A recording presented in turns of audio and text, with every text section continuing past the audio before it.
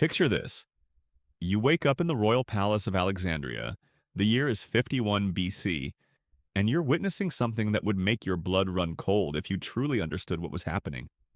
The most powerful woman in the ancient world, Cleopatra VII, is preparing for her wedding ceremony. The silk curtains flutter in the Mediterranean breeze as servants arrange golden ornaments and precious stones.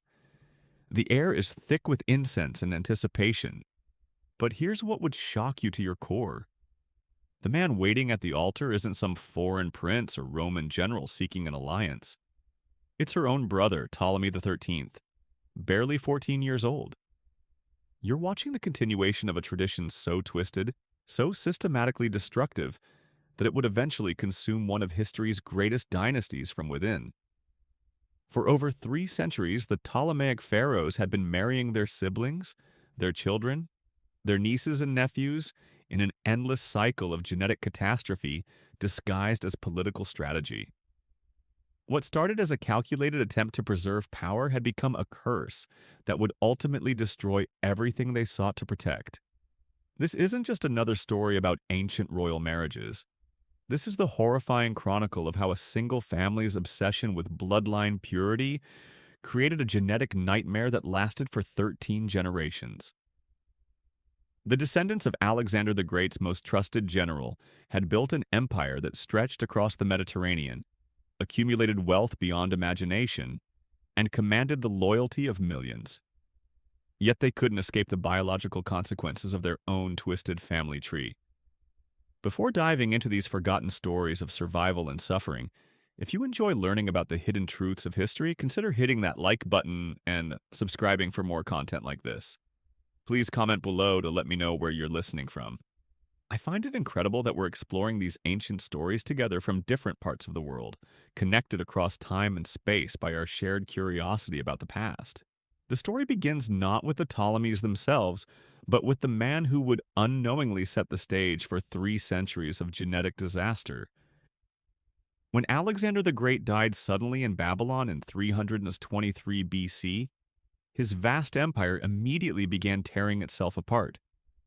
His generals, known as the Diadochi, carved up the conquered territories like vultures fighting over a carcass. Among these ambitious men was Ptolemy, son of Lagus, one of Alexander's closest friends and most trusted commanders.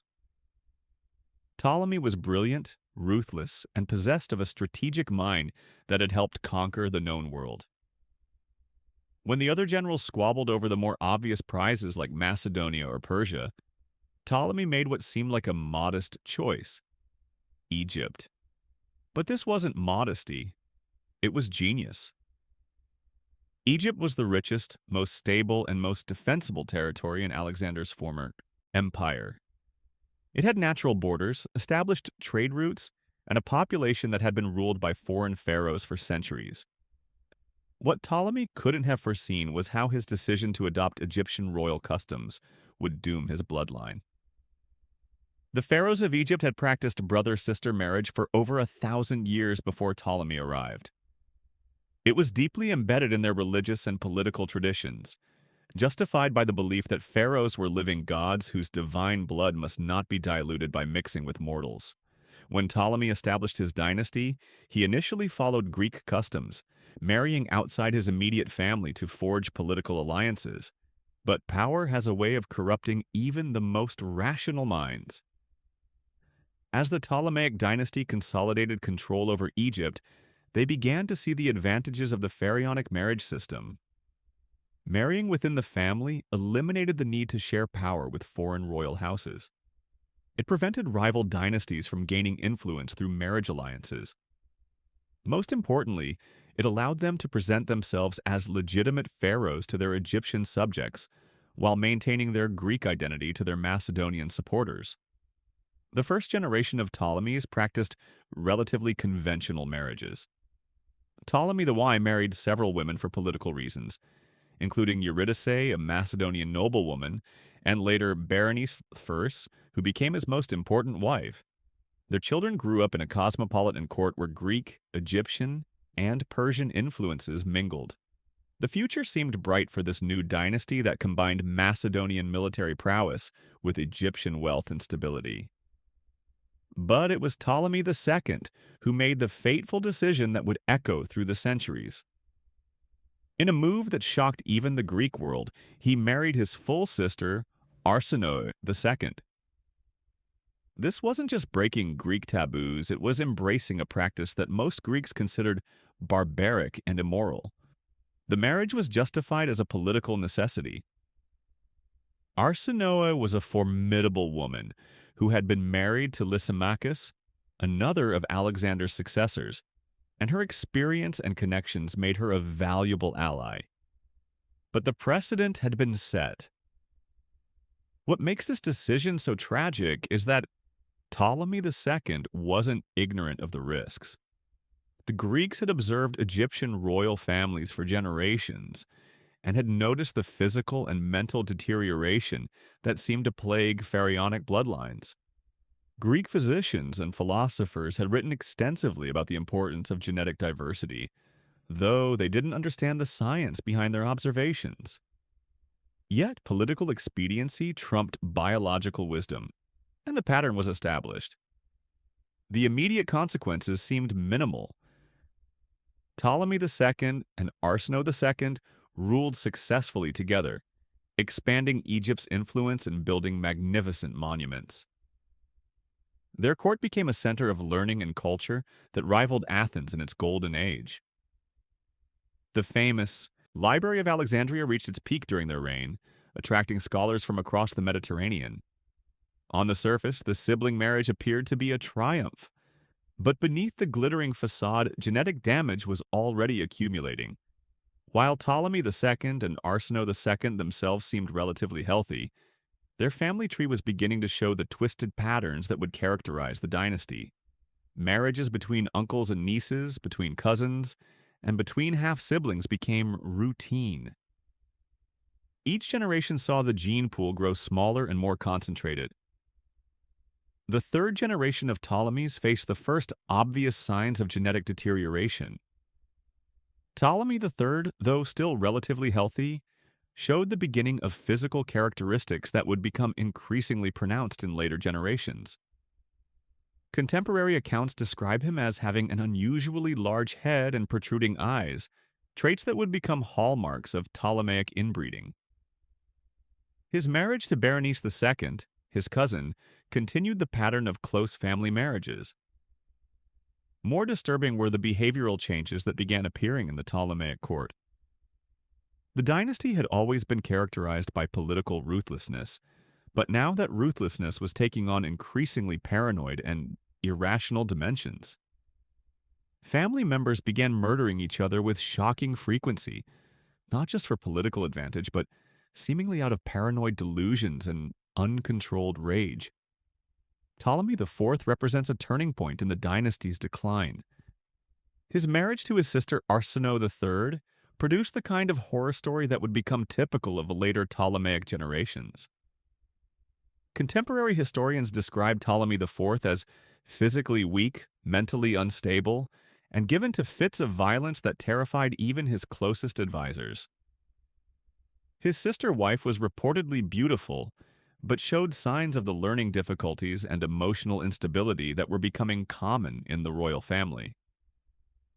The couple's attempts to produce an heir became a source of court intrigue and public speculation. Arsinoe III suffered multiple miscarriages, each one weakening her physically and psychologically. When she finally gave birth to a son, Ptolemy V, the child showed obvious signs of developmental problems from birth. He was slow to walk, slow to speak, and displayed the kind of behavioral issues that modern medicine would recognize as symptoms of genetic disorders. But the most telling sign of the dynasty's deterioration wasn't physical. It was psychological. The Ptolemaic court became increasingly isolated from reality. Surrounded by flattering courtiers who dared not speak truth to power, the pharaohs began to believe their own propaganda about divine blood and supernatural abilities. They lost touch with the practical realities of governing an empire, becoming obsessed with ritual and ceremony while their kingdom slowly crumbled around them. The palace itself became a reflection of this growing dysfunction. What had once been a cosmopolitan center of learning and culture gradually transformed into a bizarre theater of genetic horror. Court physicians developed elaborate theories to explain the increasing frequency of stillbirths, infant deaths, and developmental disorders among the royal family. They blamed curses, divine displeasure, and foreign poisoning, rather than acknowledging the obvious truth that everyone could see but no one dared speak.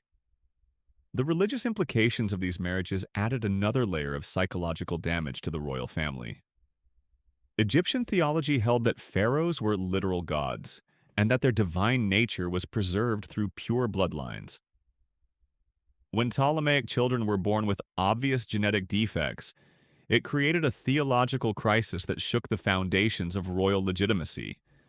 How could gods produce imperfect offspring? The answer, crafted by court theologians, was that the defects were tests of faith or signs of special divine favor. This religious rationalization created a feedback loop that made the situation even worse. Instead of recognizing their genetic problems as reasons to change their marriage practices, the Ptolemies interpreted them as evidence that they needed to become even more pure, even more isolated from the outside world. Each generation retreated further into the fantasy of divine bloodlines, while the reality of genetic deterioration became impossible to ignore. The economic consequences were equally devastating. Egypt had been the wealthiest territory in the ancient world, but maintaining an increasingly dysfunctional royal court required enormous resources. The palace employed armies of physicians, astrologers, and religious specialists whose primary job was managing the consequences of royal inbreeding. Vast sums were spent on medical treatments, religious ceremonies, and elaborate attempts to hide the royal family's growing disabilities from public view. Meanwhile, the actual business of governing Egypt suffered from royal neglect and incompetence. Trade relationships with other Mediterranean powers became strained, as foreign diplomats struggled to negotiate with pharaohs who were increasingly detached from reality. Military campaigns were poorly planned and executed by rulers who combined grandiose ambitions with severely limited capabilities. The pattern established by these early generations would only intensify as the dynasty continued. What started as a calculated political strategy had become a genetic trap from which the Ptolemies could not escape. Each generation faced the same impossible choice: marry outside the family and risk losing legitimacy, or marry within the family and risk producing children even more damaged than themselves. The tragedy is that they had examples of successful royal dynasties that practiced more moderate marriage policies. The Seleucid Empire, founded by another of Alexander's generals, initially prospered by forging marriage alliances with local noble families. The Antigonid dynasty in Macedonia maintained its power through strategic marriages that brought fresh bloodlines while preserving political control. But the Ptolemies, trapped by their own success and their adoption of Egyptian customs, couldn't break free from the cycle they had created. As we'll see in the next part of our story, the genetic and psychological damage would only accelerate as the dynasty entered its middle period. The children and grandchildren of these early Ptolemies would face even more severe consequences of their ancestors' choices, leading to some of the most disturbing episodes in royal history. The seeds of destruction planted by Ptolemy II's marriage to his sister would grow into a forest of horror that would consume everything the dynasty had built.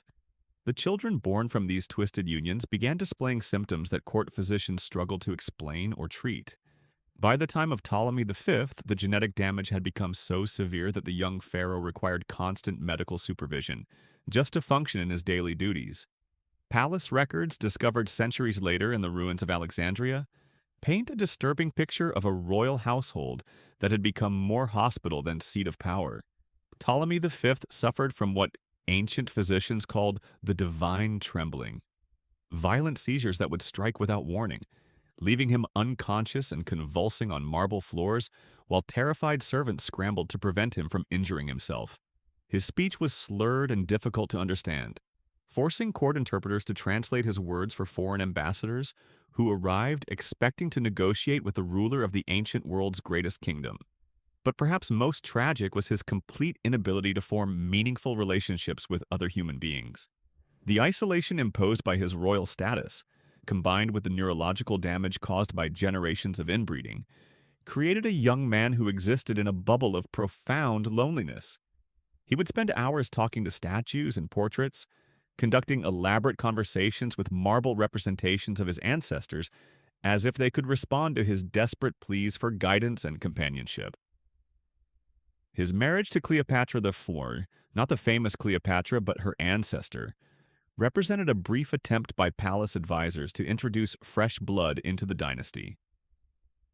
Cleopatra I was a Seleucid princess, daughter of Antiochus III, and her arrival in Alexandria brought hope that the genetic curse might finally be broken.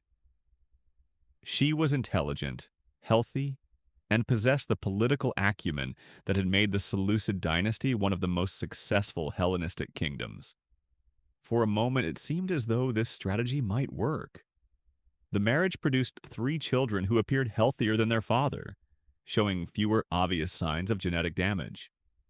Palace physicians proclaimed it a miracle, evidence that the gods had blessed the union between Egyptian divinity and foreign nobility. But this hope would prove tragically short-lived. Cleopatra I died young, leaving her children in the care of a court system that was structurally incapable of breaking free from its destructive patterns. Without her moderating influence, the palace reverted to its established practices of sibling marriage. Her children, Ptolemy VI, Ptolemy VIII, and Cleopatra II, would become the protagonists in one of the most disturbing chapters of the dynasty's history. The 6th generation of Ptolemies turned brother-sister marriage into something approaching performance art in its calculated perversity. Ptolemy VI married his sister Cleopatra II in a ceremony that contemporary observers described as more funeral than wedding. Both siblings understood what they were doing to themselves and their future children, but the political machinery of the dynasty had become so dependent on familial isolation that alternatives seemed impossible. Cleopatra II was reportedly beautiful by the standards of her time, but palace physicians noted troubling signs even before her marriage. She suffered from what they called moon madness, periods of deep depression and erratic behavior that coincided with lunar cycles. Modern medical understanding suggests she may have suffered from bipolar disorder, a condition that would have been exacerbated by the stress of royal duties and the knowledge of her genetic destiny. The marriage between Ptolemy VI and Cleopatra II produced children who represented new depths of genetic catastrophe. Their son, who would become Ptolemy VII, lived only 17 years and died under mysterious circumstances that court records carefully avoided describing in detail. Contemporary accounts suggest he suffered from multiple physical deformities and severe intellectual disabilities that made him completely unsuitable for royal duties. But the true horror of this generation wasn't revealed until Cleopatra II made a decision that shocked even the jaded courtiers of Alexandria. After her brother-husband's death, she married her other brother, Ptolemy VIII, in what amounted to a public acknowledgement that the dynasty had completely abandoned any pretense of normal human relationships. Ptolemy VIII, known to history as Ptolemy Physcon, due to his grotesquely obese appearance, represented everything wrong with royal inbreeding, concentrated in a single individual. Contemporary historians describe him as physically repulsive, mentally unstable, and possessed of appetites so depraved that they disturbed even the corrupt court of Alexandria. His body was so misshapen that he required specially constructed furniture and clothing, and his behavioral problems included violent rages, paranoid delusions, and sexual appetites that horrified even his own guards. The marriage between Cleopatra II and Ptolemy VIII became a nightmare that played out in public view. Palace servants reported screaming matches that could be heard throughout the royal quarter, violent confrontations that left both siblings bloodied and traumatized, and periods of mutual hatred so intense that they would refuse to be in the same room for months at a time. Yet they continued attempting to produce children, driven by the dynastic imperative that had consumed their family for over 2 centuries. Each pregnancy became a source of court anxiety, as physicians and astrologers tried to predict whether the child would survive birth, let alone prove capable of ruling an empire. Miscarriages became so common that they were barely recorded in official documents, treated as routine disappointments rather than the tragedies they represented. When children did survive to birth, they often displayed combinations of genetic defects that defied the medical understanding of the ancient world. Palace records describe infants born with limbs that didn't develop properly, children who couldn't learn to speak or walk, and young people whose mental capabilities never progressed beyond those of small children, despite their royal education and privileges. The psychological impact on the surviving members of the royal family was devastating in ways that went far beyond the physical symptoms of inbreeding. Living in a world where your siblings were also your spouses, where your children were likely to be born damaged, and where your own genetic heritage was a source of shame rather than pride, created forms of mental anguish that no amount of wealth or power could alleviate. Cleopatra II began showing signs of what palace physicians called divine melancholy, a condition that modern psychology would recognize as severe clinical depression with psychotic features. She would spend days in darkened chambers, refusing food and speaking only to voices that no one else could hear. Court astrologers and religious specialists were called in to perform elaborate rituals designed to lift the curse they believed had fallen upon the royal house. But the most disturbing aspect of this generation wasn't the genetic damage itself. It was how the dynasty had learned to normalize and even celebrate its own destruction. Court poets composed elaborate verses praising the purity of royal blood, while philosophers developed complex theories explaining why genetic defects were actually signs of divine favor. The palace became an echo chamber where reality was systematically distorted to maintain the fiction that royal inbreeding was not only acceptable but necessary for the preservation of Egyptian civilization. This psychological denial reached its peak during the joint reign of Ptolemy VI and Ptolemy VIII, when both brothers simultaneously claimed the throne and married the same sister. The resulting civil war tore Egypt apart, but the truly horrifying aspect wasn't the political chaos. It was the fact that all three siblings continued attempting to produce children, even as their kingdom collapsed around them. The children born during this period of civil war grew up in a world where violence, incest, and genetic horror were so normalized that they seemed natural. These royal children learned to navigate palace intrigue before they could properly walk, developed survival strategies based on manipulating relatives who were also potential spouses, and absorbed lessons about power that would have horrified their Macedonian ancestors. Palace records from this period reveal a court system that had evolved specifically to manage the consequences of royal inbreeding. Entire departments were dedicated to hiding royal disabilities from public view, crafting official portraits that minimized genetic defects, and training body doubles who could appear at public ceremonies when the actual pharaohs were too damaged to be seen in public. The economic cost of maintaining this elaborate charade was staggering. Egypt's treasury, once the envy of the ancient world, was being drained by the constant need to manage royal dysfunction. Medical treatments, religious ceremonies, court cover-ups, and civil wars, fought between genetically damaged siblings, consumed resources that might have been used to maintain Egypt's position as a Mediterranean superpower. Meanwhile, Rome was watching. Roman senators and generals observed the Ptolemaic chaos with a mixture of fascination and calculation, recognizing that Egypt's internal weakness represented an opportunity for expansion. The genetic catastrophe that the Ptolemies had inflicted upon themselves was creating a power vacuum that Rome was perfectly positioned to fill. The most tragic irony of this period is that the Ptolemies still possessed enormous potential wealth and strategic advantages. Egypt remained the richest territory in the Mediterranean. Its agricultural productivity was unmatched, and its geographic position made it crucial for trade between Europe, Africa, and Asia. Under competent leadership, the kingdom could have remained a major power for centuries longer. Instead, the dynasty's obsession with bloodline purity had created rulers who were increasingly incapable of effective governance. The gap between Egypt's potential and its actual performance grew wider with each generation, as genetic damage made rational decision-making increasingly difficult for the royal family. The seventh generation of Ptolemies would face even more severe consequences of their ancestors' choices, leading to episodes of violence and dysfunction that would make the previous generation's problems seem mild by comparison. The seeds of destruction planted centuries earlier were about to bear their most bitter fruit, as the dynasty entered its final descent into genetic and political chaos. The seventh generation of Ptolemies witnessed something that would have been unimaginable to their Macedonian ancestors: the complete breakdown of basic human relationships within the royal family.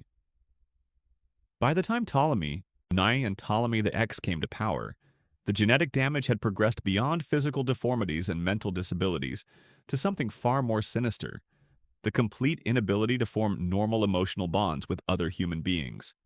Ptolemy IX, known as Lethyros, displayed a combination of traits that terrified even the hardened courtiers of Alexandria. Contemporary accounts describe him as possessing an almost supernatural ability to manipulate and deceive, combined with a complete lack of empathy for human suffering. He could order mass executions while eating his breakfast, discuss the torture of political prisoners as casually as the weather, and plan the murder of family members with the same detached interest he might show in organizing a hunting expedition. But what made Ptolemy IX truly disturbing wasn't his cruelty. Egyptian pharaohs had always been capable of violence when it served their purposes. It was his complete disconnection from normal human emotion. Palace servants reported that he never showed anger, fear, joy, or sadness in the way that normal people did. Instead, he seemed to observe his own life from a distance, as if he were watching a play in which he happened to be the leading character. His relationship with his sister wife, Cleopatra IV, exemplified this emotional void. Their marriage wasn't characterized by the passionate hatred that had marked previous generations, but by something far more chilling: complete indifference. They lived in the same palace, shared the same bed, and attempted to produce children together. But contemporary observers noted that they interacted with each other like strangers conducting a business transaction. Cleopatra IV, meanwhile, had developed her own disturbing coping mechanisms. Palace physicians noted that she had begun talking to herself constantly, conducting elaborate conversations with invisible companions who seemed more real to her than the actual people around her. She would spend hours arranging and rearranging objects in her chambers according to patterns that made sense only to her, creating complex geometric designs that she claimed were messages from the gods. The couple's attempts at procreation became a source of morbid fascination for the court. Each pregnancy was monitored by teams of physicians, astrologers, and religious specialists who tried to predict the outcome through increasingly elaborate rituals and ceremonies. When children were born alive, which happened rarely, they were immediately examined for signs of the genetic defects that had become the dynasty's trademark. One child, whose name was carefully erased from all official records, reportedly survived for 3 years despite being born with such severe physical deformities that court physicians initially declared survival impossible. Palace servants whispered that the child couldn't walk, speak, or even hold its head upright. Yet Ptolemy IX insisted on having it brought to public ceremonies where it would be displayed as proof of the dynasty's divine favor. The psychological impact of caring for such children created new forms of mental illness within the royal household.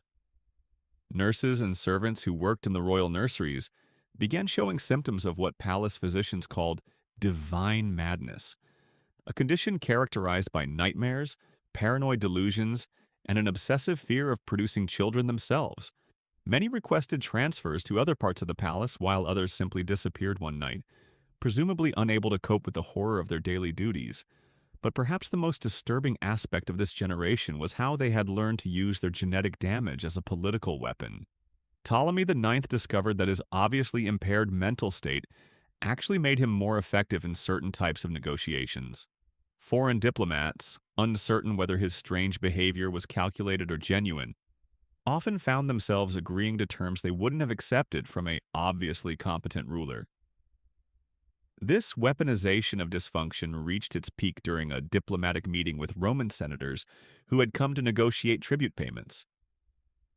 Ptolemy IX spent the entire meeting speaking to empty chairs as if they were occupied by invisible advisors, occasionally pausing to listen to responses that only he could hear. The Romans, unsure whether they were witnessing divine inspiration or complete madness, agreed to more favorable terms than they had originally planned, simply to escape the unsettling experience. Meanwhile, Ptolemy X was developing his own approach to managing the family's genetic heritage. Rather than attempting to hide his disabilities, he embraced them as evidence of his divine nature. He claimed that his physical deformities, which contemporary accounts describe as including a severely hunched back, arms of different lengths, and a head that was noticeably too large for his body, were signs that he contained more divine essence than normal humans could accommodate. This religious interpretation of genetic damage became central to late Ptolemaic ideology. Court theologians developed elaborate theories explaining how each physical defect corresponded to a specific divine attribute. Seizures were reinterpreted as moments of prophetic vision, speech impediments became evidence of communication with celestial beings, and obvious intellectual disabilities were transformed into signs of otherworldly wisdom. The palace itself was redesigned to accommodate these new interpretations of royal disability. Chambers were constructed with special acoustics that made incomprehensible speech sound more mysterious and divine. Lighting was arranged to cast shadows that minimized visible deformities while creating an atmosphere of supernatural presence. Even the royal furniture was crafted to support bodies that could no longer function normally while maintaining the appearance of divine majesty. But the most innovative adaptation was the development of what court records call divine interpreters, specially trained servants whose job was to translate the increasingly incoherent utterances of the royal family into coherent policy decisions. These interpreters became some of the most powerful people in the kingdom, as they essentially controlled all communication between the pharaohs and their subjects. The selection and training of divine interpreters became a crucial part of palace administration. Candidates were chosen not for their intelligence or political acumen, but for their ability to construct plausible meanings from random sounds and gestures. They learned to read facial expressions, body language, and even involuntary movements as if they were a complex language requiring specialized translation. This system created a bizarre form of government, where actual policy decisions were made by servants pretending to interpret the divine will of rulers who were increasingly incapable of rational thought. Laws were passed, taxes were collected, and military campaigns were planned based on the supposed translations of pharaohs who might be having seizures, speaking to hallucinations, or simply making random noises. The economic consequences of this system were predictably catastrophic. Egypt's administrative efficiency, once the wonder of the ancient world, collapsed as bureaucrats struggled to implement policies that changed daily based on new, divine revelations.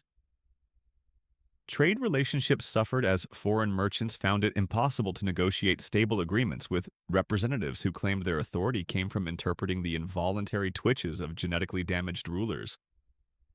Yet somehow the system persisted. The palace had become so isolated from reality that even the most obvious failures were reinterpreted as successes. When tax collection declined, it was explained as divine mercy toward the Egyptian people. When foreign territories were lost, it was presented as the gods, calling their chosen pharaohs to focus on spiritual rather than worldly concerns. The religious establishment played a crucial role in maintaining these fictions.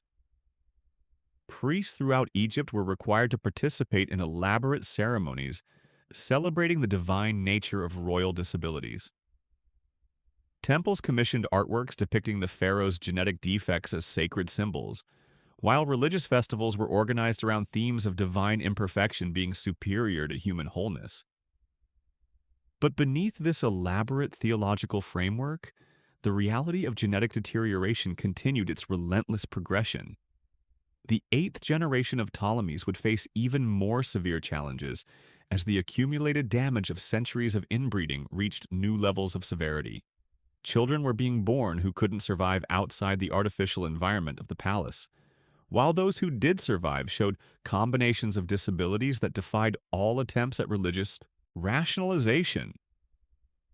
Palace physicians began keeping secret records of the true extent of royal genetic damage, documenting symptoms and conditions that couldn't be publicly acknowledged without destroying the entire ideological foundation of Ptolemaic rule. These hidden medical archives, discovered centuries later by archaeologists, reveal the growing desperation of court doctors who understood the biological reality of what was happening, but were powerless to change the political and religious systems that perpetuated it. The most disturbing entries in these secret medical records describe attempts to selectively breed healthier royal children by introducing genetic material from outside the immediate family. Palace physicians experimented with various forms of artificial insemination, using servants and slaves as surrogate genetic donors while maintaining the fiction that all royal children were products of pure pharaonic bloodlines. These experiments, conducted in hidden chambers beneath the palace, represented a desperate attempt to preserve the dynasty while maintaining its ideological foundations. But they also revealed the complete moral bankruptcy of a system that was willing to use human beings as experimental animals in service of maintaining political power. The children produced by these secret breeding programs showed mixed results. Some appeared healthier than their officially acknowledged siblings, but they also created new problems for palace administration. How could children with obviously superior capabilities be prevented from challenging the succession rights of their more severely impaired relatives? How could the existence of healthier royal offspring be hidden from a court system that monitored every aspect of palace life?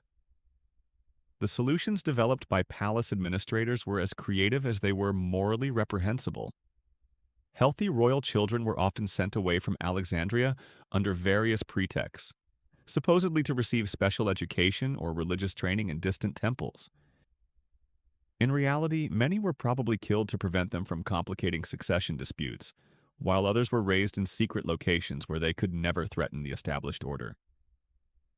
Meanwhile, the official royal family continued its descent into genetic chaos. Palace records from this period describe scenes that would have seemed impossible to earlier generations.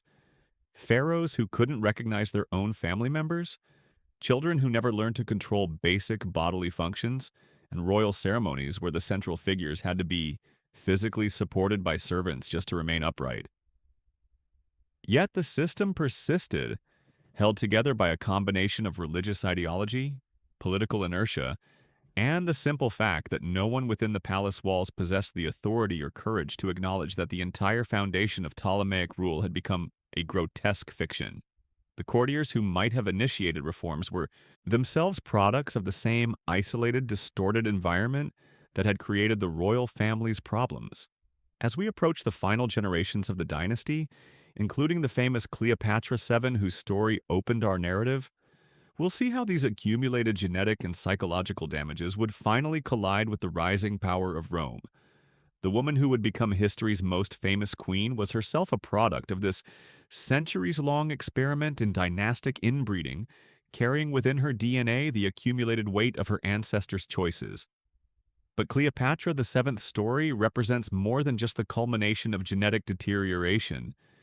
It also reveals how even the most damaged individuals can sometimes transcend their circumstances through sheer force of will and intelligence. Her ability to function as an effective ruler despite her genetic heritage would become one of history's most remarkable examples of human resilience, triumphing over biological destiny.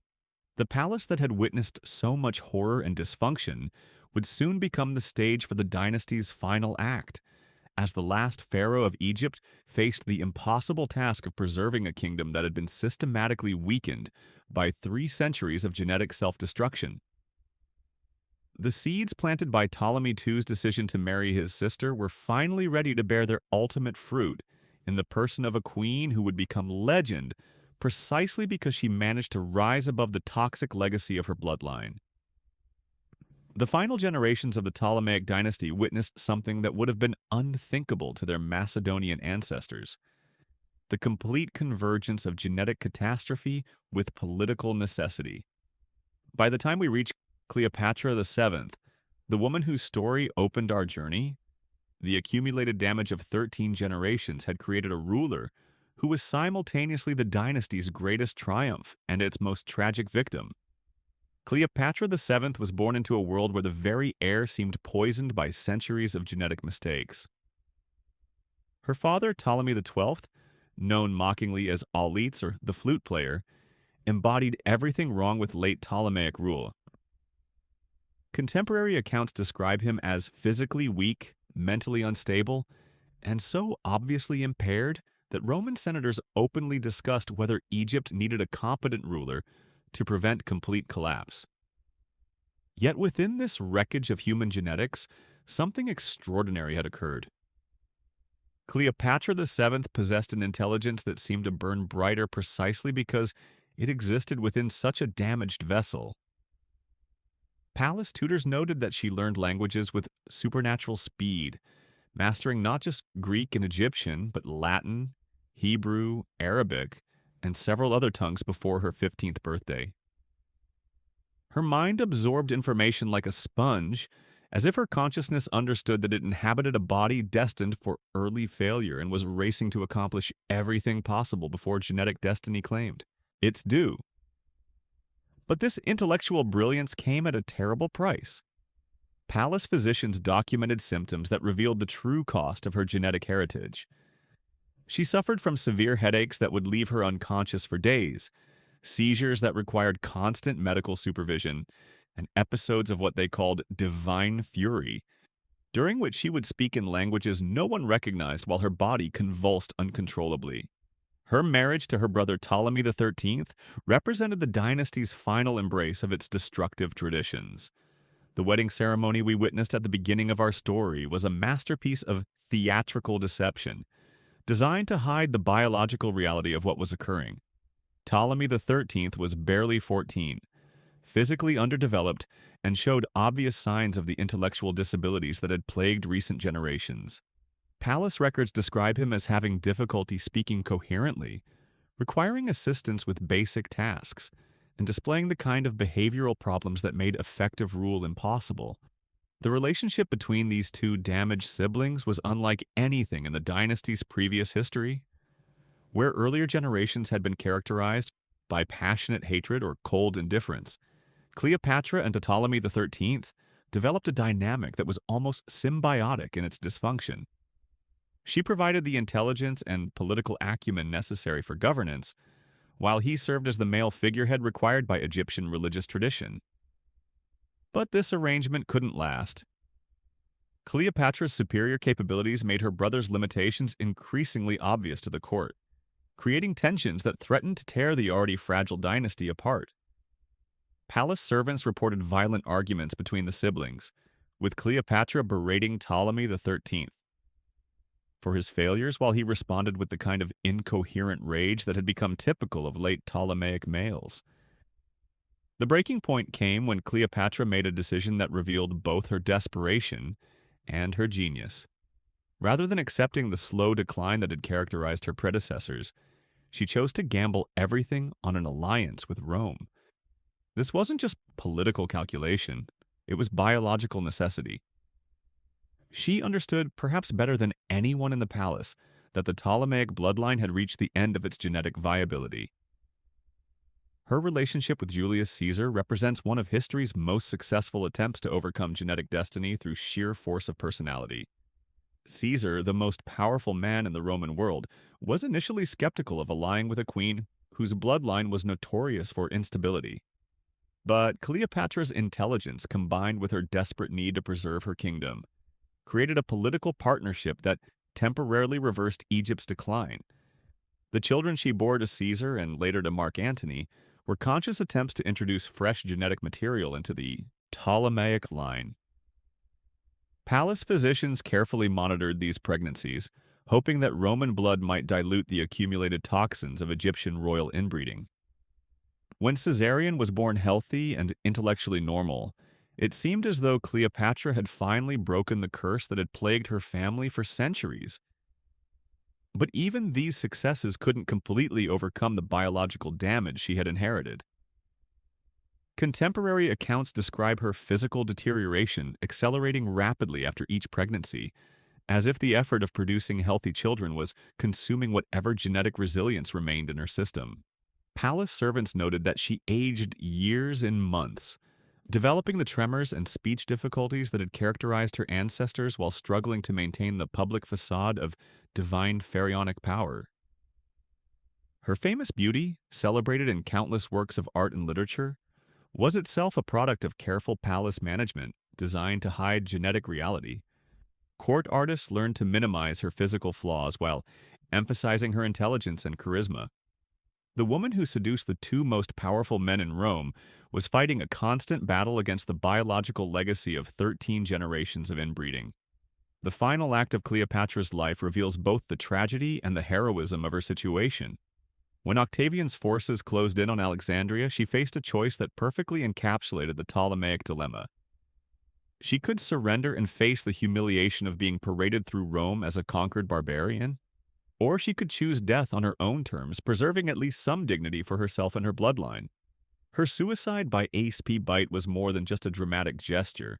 It was the final act of a dynasty that had been slowly poisoning itself for 3 centuries. The woman who died in that palace chamber was simultaneously the last pharaoh of Egypt and the ultimate victim of her ancestors' genetic experiments. Her death marked the end not just of Ptolemaic rule, but of the entire tradition of pharaonic monarchy that had governed Egypt for over 3,000 years. The palace that had witnessed so much horror fell silent forever. Roman administrators moved through its corridors, cataloging treasures and transforming chambers that had housed genetic nightmares into mundane offices for imperial bureaucrats.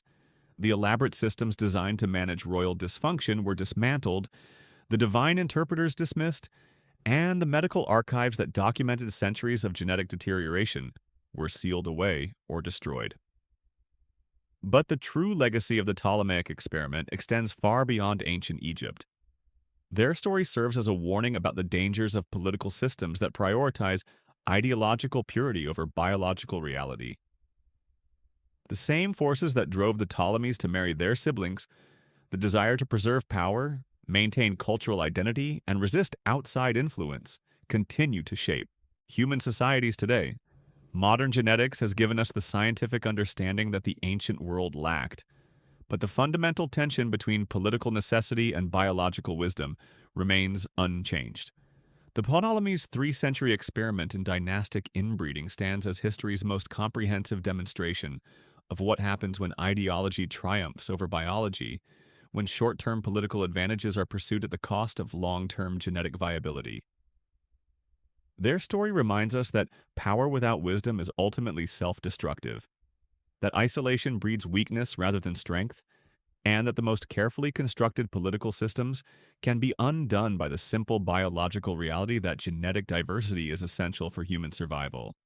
The palace walls that once echoed with the voices of gods and goddesses now stand silent, their stones bearing witness to the ultimate futility of trying to escape the fundamental laws of nature through political manipulation. In the end, the descendants of Alexander the Great's most trusted general had created something unprecedented in human history, a genetic experiment conducted on an imperial scale with an entire kingdom serving as the laboratory and 13 generations of rulers as the test subjects. The results of that experiment speak for themselves in the ruins of Alexandria, in the medical records hidden in ancient archives, and in the DNA that modern science can now analyze to reveal the true cost of the Ptolemaic obsession with bloodline purity. The boy and girl we watched preparing for their wedding ceremony at the beginning of our story were not just individuals facing personal tragedy. They were the final products of humanity's most sustained attempt to defy the biological laws that govern all living things. Their fate and the fate of their kingdom stands as eternal testimony to the simple truth that power, wealth, and divine pretensions cannot overcome the fundamental requirement that life must diversify to survive. The Ptolemaic pharaohs thought they were preserving their bloodline's purity, but they were actually documenting its destruction, generation by generation, marriage by marriage, child by child, until nothing remained but silence and the whisper of Mediterranean wind through empty palace halls where gods once walked and genetic nightmares once ruled the ancient world.